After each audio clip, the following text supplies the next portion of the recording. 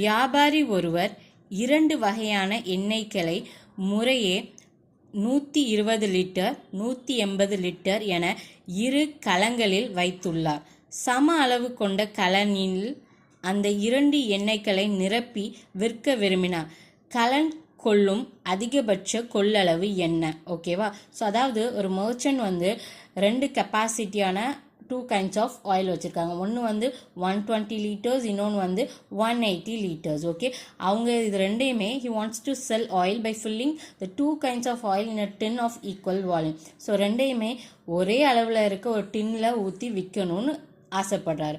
அப்போ what is the greatest capacity of such tin? So அப்போ அவருக்கு என்ன கெப்பாசிட்டியில் அந்த டின் வேணும் அப்படின்னு கேட்டிருக்காங்க. ஓகேவா? ஃபர்ஸ்ட் என்ன பண்ணுங்கன்னா 120 liters இருக்குது தெரியுமா, அதுக்கு எல்சிஎம் கண்டுபிடிங்க. ஸோ 3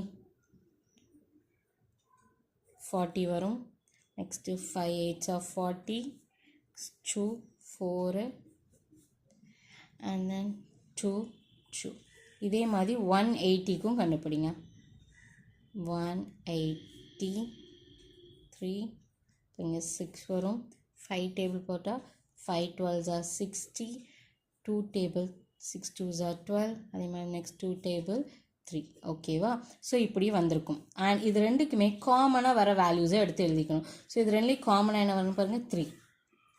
அண்ட் நெக்ஸ்ட் ஒன் பாருங்கள், இங்கேயும் 5 இங்கேயும் 5. So multiplied by 5. இங்கேயும் 2 இங்கேயும் 2. ஸோ 2 இங்கேயும் 2 இங்கேயும் 2. So into 2. ஸோ இப்போ இது ஃபுல்லாத்தையும் எவால்வேட் பண்ணுங்கள். 5 3s are 15 and then இந்த 2 2s are 4 வரும். and 15 multiplied by 4 பண்ணும்போது நமக்கு 60 வரும்.